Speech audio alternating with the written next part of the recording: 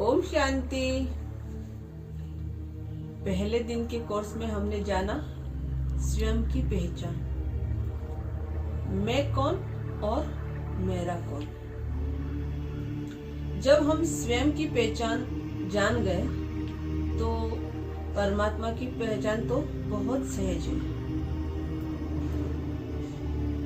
जब हम किसी को पूछते हैं कि प्रभु कौन, परमात्मा कौन, तो जो जिसकी भावना रहती है उसको प्रभु कह देते हैं, ईश्वर कह देते हैं। जैसे मान लो कि एक पिता के 4 पुत्र हैं और अगर हम चारों से पूछें कि आपके पिताजी का नाम क्या है, तो क्या वो अलग अलग बताएंगे कि एक ही बताएंगे? अगर एक ही पिता है तो एक ही बताएंगे ना। तो फिर हम क्यों परमात्मा को अलग अलग बताते हैं? क्योंकि हमें परमात्मा की पहचान नहीं है। इस बात को गौर से सुनेंगे, समझेंगे कि जब हम परमात्मा की पहचान ही नहीं है तो फिर हमारा मन परमात्मा में कैसे लगेगा, उनसे ध्यान कैसे लगेगा। उसके लिए पहले परमात्मा को जानना बहुत आवश्यक है। तभी जैसे परमात्मा कौन है, प्रभु कौन है, क्या हमारे जैसा दिखते हैं कि भिन्न है? तो प्रभु को जानना बहुत ज्यादा जरूरी है, क्योंकि जब तक प्रभु को हम नहीं जानेंगे तब तक हमारा मन उनसे नहीं लग सकता है। अब परमात्मा स्वयं इस धरा पर आकर अपना परिचय दे रहे हैं।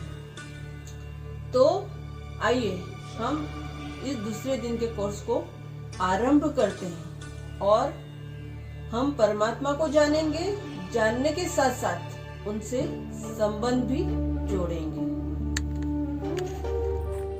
परमात्मा कौन? 5 बातें हैं कसौटी के रूप में, जिससे आप स्वयं निर्णय करेंगे आखिर ईश्वर कौन हो सकता है। सबसे पहली बात, परमात्मा उसे कहते हैं सर्वमान्य हो, सारी दुनिया उसको पिता स्वीकार करे कि वह हमारा परमात्मा है। उसे कुछ लोग मानते हैं, कुछ लोग नहीं मानते हैं।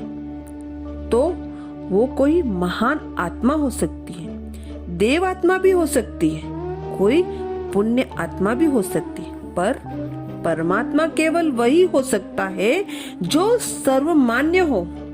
दूसरी बात, परमात्मा वही हो सकता है सर्वज्ञ हो, सब कुछ जानने वाला। वैसे भी कोई बात समझ में नहीं आती तो हम कह देते हैं भगवान जाने, प्रभु जाने। केवल परमात्मा है जिसकी विशेषता है कि वह सर्वज्ञ है। सिर्फ परमात्मा है जिसकी विशेषता यह है कि वह सर्वज्ञ है। तीसरी बात, परमात्मा वही है जो सब कुछ देने वाला है। कहते हैं ना, देने वाला देता है, छप्पड़ फाड़ कर देता है। दाता वही है, ईश्वर वही है जो देने वाला है, कभी भी किसी से कुछ नहीं लेता। परमात्मा केवल उसे कहते हैं जो अजन्मा हो, अभोक्ता हो, निराकार हो। परमात्मा का जन्म हमारे जैसे नहीं होता। अगर जन्म होता तो मृत्यु भी अवश्य होती। परमात्मा उसे कहेंगे जो सर्वोच्च हो, सबसे ऊंचा। कहते भी हैं ऊंचा तेरा नाम, ऊंचा तेरा धाम। अर्थात आपका नाम भी ऊंचा है और रहने का स्थान भी ऊंचा है। यह जो 5 बातें सुनी, उससे आप खुद ही स्वयं जज करें। और आप जैसा या हमारे जैसा परमात्मा नहीं है। परमात्मा का परिचय भिन्न है, सबसे अलग है। परमात्मा का परिचय सर्वोच्च है, ऊंचे से ऊंचा है, और जो उन्होंने प्रजापिता ब्रह्मा के द्वारा स्वयं अपनी पहचान दी है। खुद भगवान ने हमें पहचान दी है वो इस प्रकार है। जो उनका नाम है गुणवाचक, कर्तव्यवाचक नाम है। परमात्मा का गुणवाचक नाम है सदा शिव। शिव का अर्थ है कल्याणकारी। प्यार से हम उनको यहाँ बाबा कहते हैं। हमेशा सब ये लोग कंफ्यूज हो जाते हैं बाबा अक्षर सुनते ही, तो उनको लगता है कि कोई शायद देहधारी है, कोई मनुष्य होगा। सदा शिव कल्याणकारी, सत्यम शिवम सुंदरम उन्हें कहा जाता है। केवल उन्हें ही कहा जाता है कि सबका कल्याण करने वाला। और कुछ लोग ऐसा भी सोचते हैं नाम रूप से परे है, वास्तव में देह का नाम रूप से परे है। उनका नाम भी है, रूप भी है। वैसे तो भक्ति मार्ग में बहुत सारे नाम हैं। जैसा जैसा उन्होंने कार्य किया वैसा उनको पुकारा गया है। जैसे कांटों को फूल बनाया तो उनका नाम बबुलनाथ रख दिया। सोमरस पिलाया तो सोमनाथ रख दिया, क्योंकि तब अमर आत्मा के पिता हैं, इसलिए अमरनाथ भी कहते हैं। इतना ही नहीं, उन्हें रामेश्वर भी कहा जाता है, क्योंकि राम जी के पिता हैं। श्री कृष्ण के भी पिता हैं। इस दुनिया के अंदर पुण्य आत्माएं बहुत सारी हैं, महान आत्माएं बहुत सारी हैं, पर जो ईश्वर है वह एक है। देवी देवताएं अनेक हैं, लेकिन ईश्वर एक है। इनका गुणवाचक नाम सदा शिव है। अब रूप कैसा, दिखने में कैसे हैं, तो इन आंखों से इनको नहीं देखा जाता है, क्योंकि श्री भगवत गीता में भी कहा है कि हे अर्जुन, मुझे इन आंखों से कोई नहीं देख सकता है। मेरा रूप दिव्य अलौकिक है। परमात्मा का रूप अति सूक्ष्म बिंदु रूप है। ध्यान से समझेंगे इस बात को।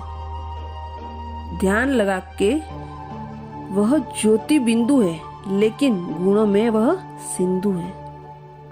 अंडरलाइन करेंगे इस बात को कि वह ज्योति बिंदु है, लेकिन गुणों में वह सिंधु है। गुणों और शक्तियों का वह सागर है। शांति का सागर है, प्यार का सागर है, शक्ति का सागर है, ज्ञान सागर है, आनंद का सागर है।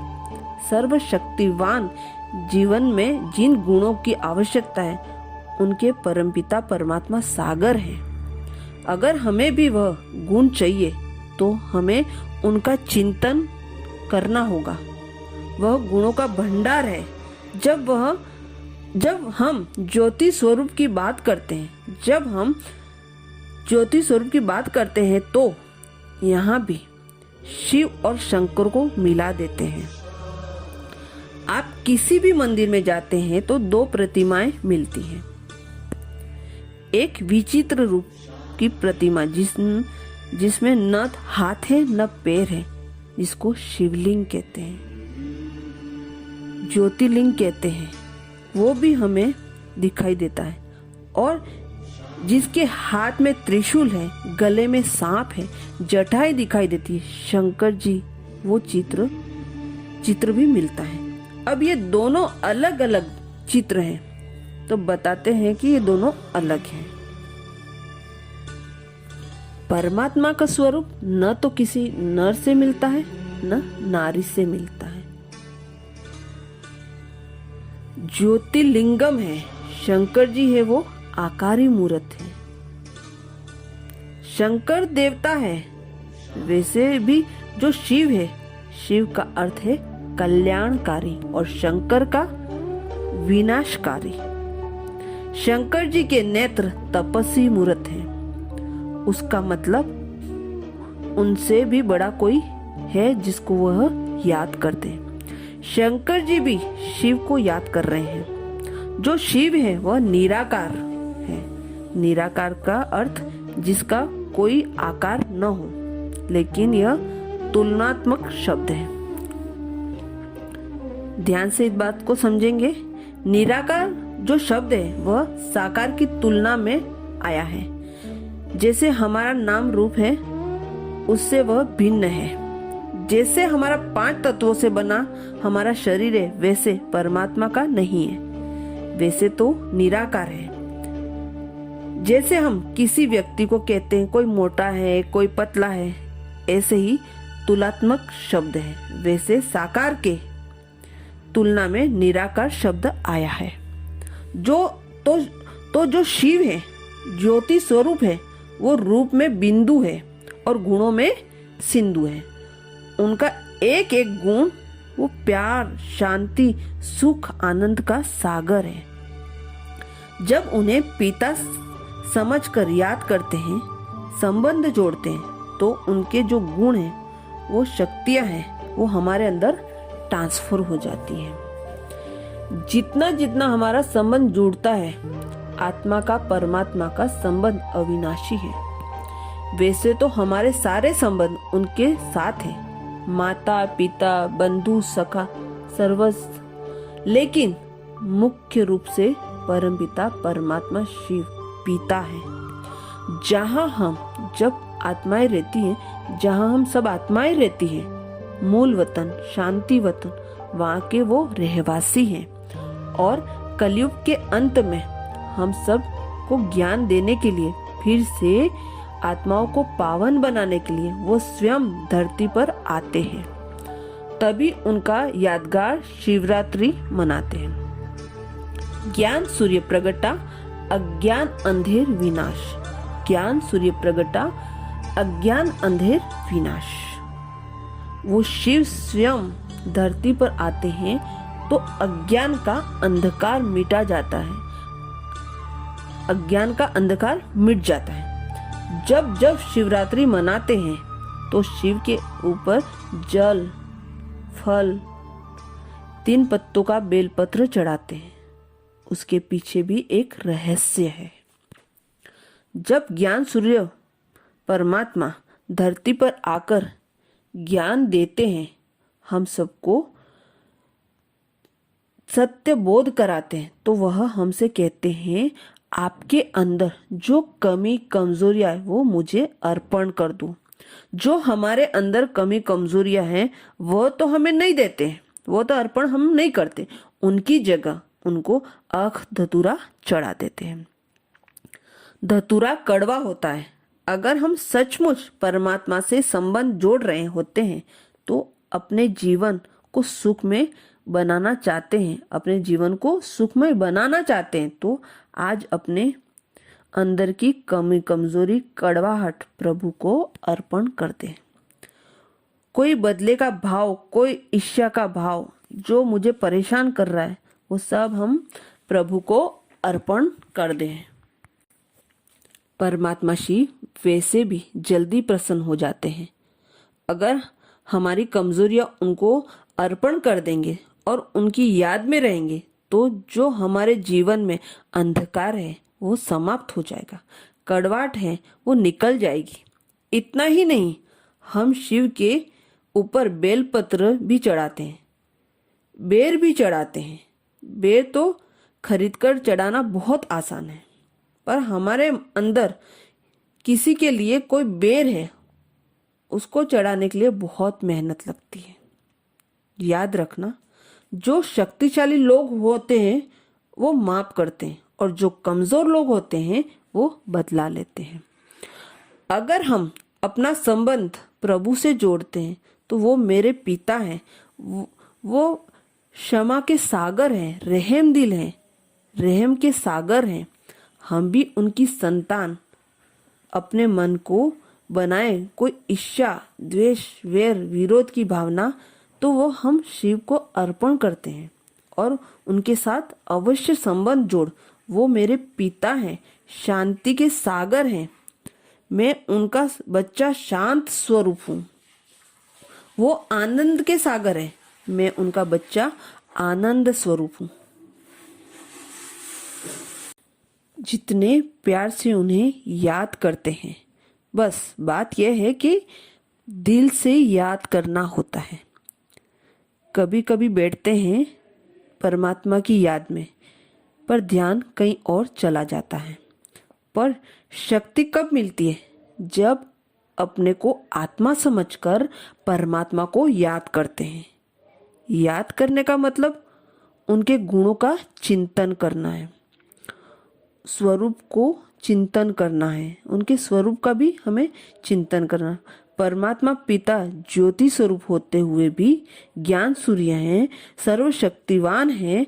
जैसे जैसे आप कहते हैं मेरे परम पिता, मेरा बाबा, बाबा शब्द देहधारी नहीं है। परमपिता परमात्मा सबके लिए तो परमात्मा है, पर जो पहचान लेते हैं वो दिल से कहते हैं मेरा बाबा।